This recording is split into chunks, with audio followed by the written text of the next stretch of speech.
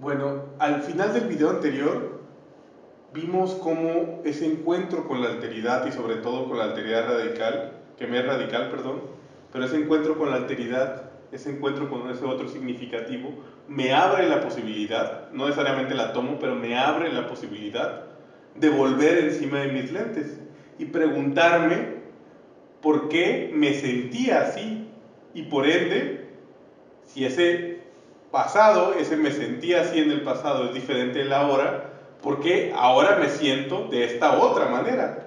¿Qué hizo que me sintiera así? ¿Qué hace que me sienta así ahora? ¿Qué es lo que cambió? ¿Cuál es la diferencia? ¿Qué es lo diferente?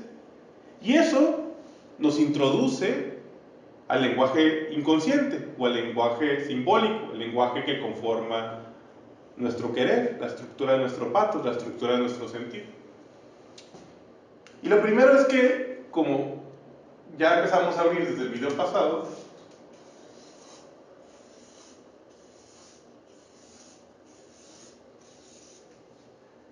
el lenguaje inconsciente se va generando, se va estableciendo a través de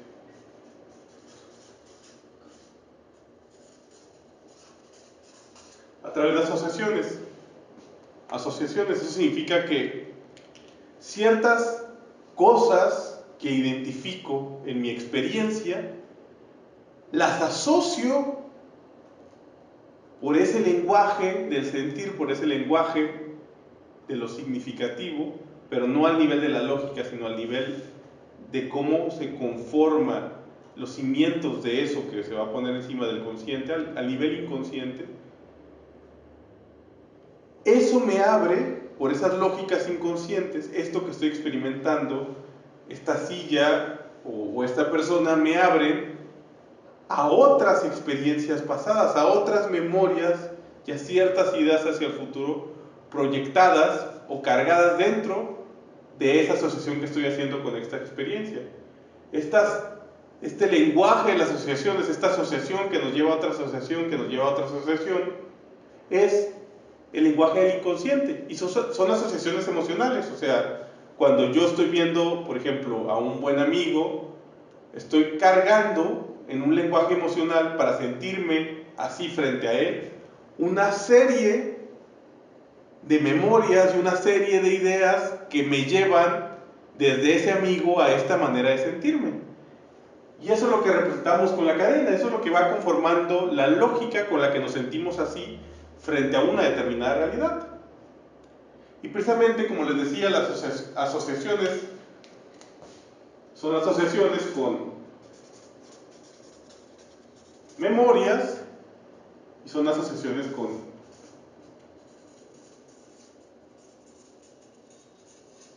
imaginaciones.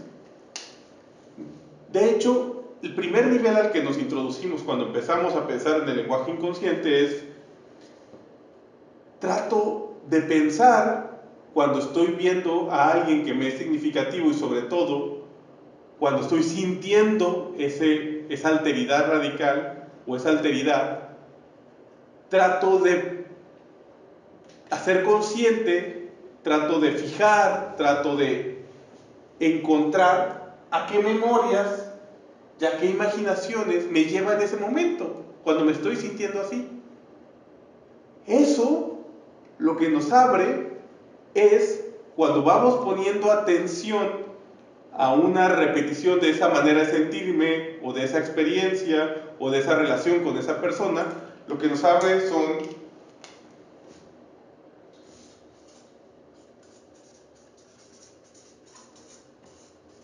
patrones, una serie de patrones que se presentan. Normalmente me siento así cuando esta persona hace esto. Cuando esta persona, por ejemplo, me da flores, me siento bien. Estoy asociando las flores a cosas que me hacen sentir bien. Y esas asociaciones que yo puedo entender que en determinados momentos se me dan son los patrones que se me presentan como asociaciones de símbolos que conforman un lenguaje.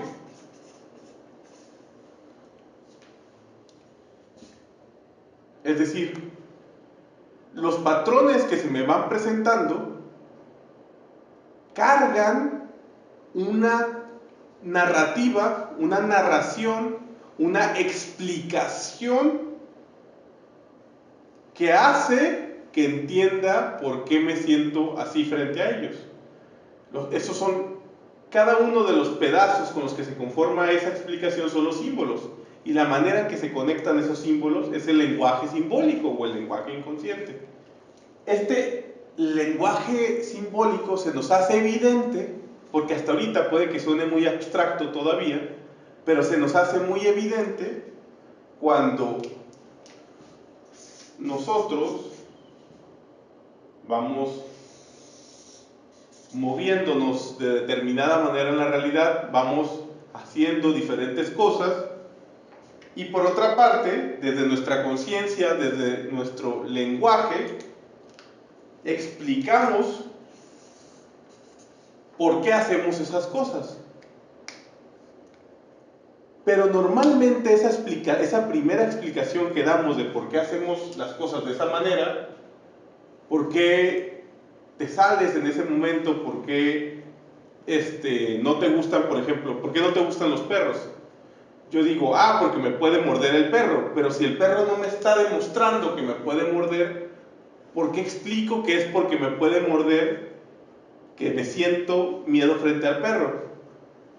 Esa diferencia entre nuestra explicación consciente, que no es racional, porque ahí demuestra no ser racional entendida como una suficientemente buena explicación de la realidad, en el momento en que esa explicación que damos no cuaja, presenta incongruencias, presenta cortocircuitos, lo que nos revela es que ahí está operando otra lógica, que no estamos explicando en voz alta, y esa otra lógica es la lógica del lenguaje inconsciente. No te vas porque el perro te pueda morder, te vas porque el perro te representa el peligro, y el peligro lo estás asociando con lo salvaje, con lo incontrolable, y eso es porque, como no te estás relacionando con perros normalmente, ese salvajismo de los perros no me está aclarado por entender cómo funcionan los perros, por haber convivido con ellos, y por eso saber que no son salvajes, pero no solo saberlo racionalmente, sino vivir ese no salvajismo de los perros. Eso es una introducción al lenguaje simbólico, pero eso se puede poner muchísimo más específico que eso, y sobre todo cuando nos sentimos mal, lo que nos interesa no es entender así de abstracto por qué me dan miedo los perros, sino lo que me interesa es saber por qué me estoy sintiendo así frente a la realidad, o por qué estoy repitiendo un cierto patrón de actuar que no me gusta o que me está estorbando. Jung nos da una muy buena herramienta para aplicar precisamente en este sentido, abrir el lenguaje simbólico a la vida práctica. Y lo que nos dice Jung es: toma cualquier acción que hagas que se repita mucho.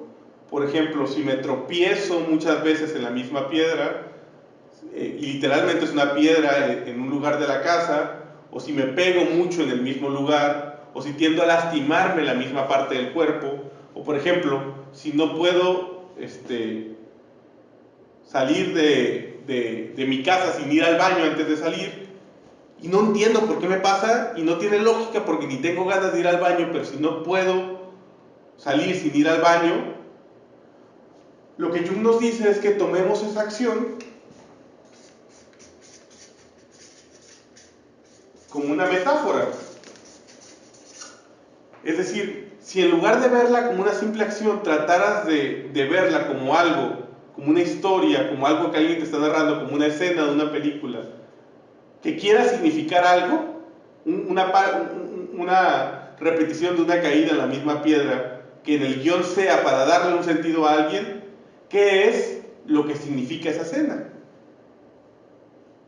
Y Jung te dice, así normalmente tú puedes empezar a entender por qué inconscientemente repites ciertas actitudes. Por ejemplo, si yo no puedo salir de mi casa sin ir al baño antes, y por más que yo esté corriendo, tengo que ir al baño a defecar antes de salir, por ejemplo, y eso me va a tomar tiempo y no lo quiero hacer, pero me pasa siempre, uno se pregunta, pues, ¿qué podría significar en una película, en una escena, que le pase eso al personaje?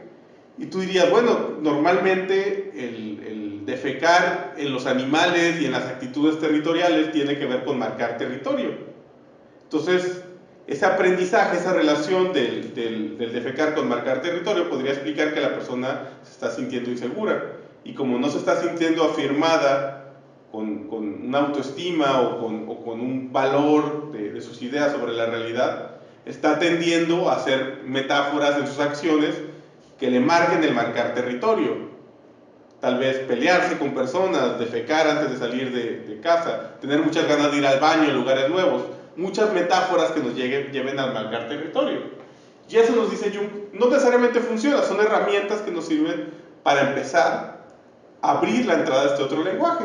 Entonces Jung nos dice que tomemos nuestra acción, eso que hacemos, que no entendemos por qué lo hacemos, y nos es repetitivo, nos es constante, nos es cíclico, nos sentimos atrapados en ese patrón. Nos dice que la veamos como si fuera una escena dirigida, algo así como un director de cine, y le preguntamos a la escena qué significa. Y precisamente ese qué significa que le preguntamos a la escena, y la metáfora del director de cine nos va a llevar a entender otra parte principal donde podemos entender el lenguaje del inconsciente que está operando en nosotros. Pero ya no a nivel de una sola acción, sino en general. ¿Cómo podemos tratar de aterrizar qué es la trama, cuál es la trama simbólica, cuál es la asociación de explicaciones de mi querer que se está dando en mí, mi lenguaje simbólico, en un momento determinado? Y esto es, ya no nada más preguntarle a la acción qué significa, sino nos vamos al lugar donde se han ido casi todos los pensadores, porque es el lugar directo de esto, que son los sueños. Y lo que hacemos con los sueños es precisamente hacer lo mismo. Uno vive un sueño y lo recuerda, lo trata de construir de la mejor manera, tal vez escrita, tal vez grabada en una grabadora, tal vez lo que sea, tratar de plasmar lo más ricamente posible en colores, en olores, en sabores, en todo lo que componga la experiencia del sueño hasta donde se recuerde, y tratar de ver eso como si fuera una película entera dirigida por un director de cine. Y recuerden que hay muchos directores de cine. Está David Lynch con algunas películas muy caóticas, está Tarkovsky con algunas películas muy abiertas en su significado, por así decirlo, o aparentemente complejas en la interpretación, o están películas mucho más directas, mucho más al grano, como las películas de Scorsese o Tarantino. Y en ese sentido, vemos el sueño y la manera en que el sueño entero se estructura, sus diferentes escenas dialogan, como si fuera una película dirigida por alguien. Y ese alguien quiere expresar algo con esa película. Entonces lo que nosotros hacemos es preguntarle al sueño qué significa. Y cuando logramos interpretar el sueño, acorde a la persona que lo vivió, acorde al director de cine, inconsciente, porque la persona puede querer negarlo, pero el director de cine inconsciente que vivió eso, es cuando logramos abordar el lenguaje simbólico, la trama simbólica que una persona está viviendo en un momento determinado. Porque el sueño es una estructura, por así decirlo, tan pura del lenguaje simbólico, o de las más puras, si es que podemos decir así, que podemos tener del lenguaje simbólico, que lo que hace es que en él vemos como un espejo donde nos podemos ver en ese fondo que estamos viviendo. Y esa es la interpretación de ese sueño, donde está la interpretación de eso que estamos viviendo. Y precisamente, volviendo a la cuestión ya no en general de la interpretación de los sueños, de la interpretación de los símbolos a nivel práctico o a nivel general simbólico, de todo el lenguaje simbólico, de todo el lenguaje inconsciente, volvamos a lo que nos interesa, que es el tema de la depresión. Y la cuestión está en que cuando uno está viviendo una depresión, esto no nada más es un juego de asociaciones, sino que hay ciertos lugares en este juego de asociaciones que están oscuros. están cargados de esto, que le podemos llamar energía negativa, le podemos poner muchas metáforas. Esto es lo que solemos llamarle los traumas. Y lo experimentamos como algo parecido a un cortocircuito. Y le pongo entre comillas un cortocircuito, que así también le podría poner entre comillas parásito, porque lo que pasa, y ahí sí les pido que traten de clavarse mucho en la experiencia que están viviendo, es un ejercicio que se tiene que hacer, cuando uno está tratando de volver en su lenguaje simbólico y ver cuáles son las asociaciones radicales, cuáles son los patrones más fundamentales, los símbolos principales que están operando en una manera en que me siento, sobre todo cuando me siento mal, a donde uno está tratando de llegar son a esos traumas, son esas experiencias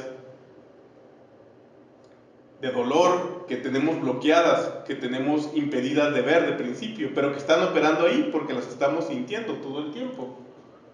Conforman una manera en que vamos a ver el mundo general y sentir el mundo general. Las cargamos todo el tiempo. Esos traumas que tenemos, cuando nosotros queremos entrar en ellos y entramos tratando de vivir la experiencia, y cuando estamos viviendo esa experiencia negativa, ese dolor asociado a alguien, asociado a una situación, asociado a mi situación económica, asociado a lo que sea, cuando estoy viendo ese dolor que me produce, tratar de fijar el momento, la memoria, la asociación última desde donde se explica ese dolor. El problema es que cuando tratamos de accesar ahí, cuando ya estamos llegando muy cerca de ello, entramos en un cortocircuito. Y ese cortocircuito lo experimentamos así como un choque y literalmente nos movemos normalmente cuando nos pasa. Y eso es porque normalmente cuando algo es un trauma, es una experiencia que está cargada de algo tan negativo, tan repulsivo, que cuando tratamos de accesar a ella es volver a vivir esa experiencia repulsiva y negativa, aunque sea por un instante. Pero ese instante es tan doloroso que nos alejamos de ella y entramos en una crisis, en una alarma. Y algunas personas, incluso cuando están entrando muy duro en ese cortocircuito y están tratando de verlo de frente, viven incluso una crisis de pánico. Y eso es muy normal. Uno vive una crisis de pánico en ese momento porque está entrando en esa sensación nefasta, terrible, que envuelve esa asociación. Y eso tiene como una forma de un parásito, por así decirlo, por eso les ponía esta palabra, porque pareciera, no es que lo sea así, pareciera que esos hoyos, que esos traumas que tenemos en nuestra estructura simbólica, tuvieran vida propia, porque cuando tratamos de entrar en ellos, pareciera como si fueran algo que tiene vida propia y tiene conexiones a nuestro cerebro y nos manda memorias o imaginaciones que bloquean la entrada ahí, que nos sacan hacia otra parte. Normalmente juegan con nuestras inseguridades. Si tratamos de entrar a uno de esos traumas y verlo de frente, nos empezamos a sentir, no sé, si uno se siente gordo, se empieza a sentir gordo en ese momento, si uno se siente un perdedor, se siente un perdedor en ese momento, si uno se siente feo en ese momento, si uno se siente solo, se empieza a sentir radicalmente solo en ese momento. Y son formas en que ese parásito parece que nos quiere alejar de ese trauma, de ese cortocircuito. Y normalmente lo consigue, porque uno tiene que tener muy determinadamente el hecho de tener claro que está viendo un trauma y que eso lo va a vivir y no lo va a poder controlar, porque es parte del lenguaje inconsciente, es parte del lenguaje de nuestras emociones, pero saber que uno está entrando ahí para entender la lógica, el de dónde viene último, que va a dar la posibilidad de cambiar. Y para entender de dónde viene esa lógica con la que vamos a entender de dónde vienen esos traumas o cómo se estructuran en el lenguaje más radical esos traumas, es que vamos a entrar en el siguiente video. Porque en el siguiente video vamos a ver cómo hay unos grandes símbolos que estructuran todas nuestras relaciones humanas.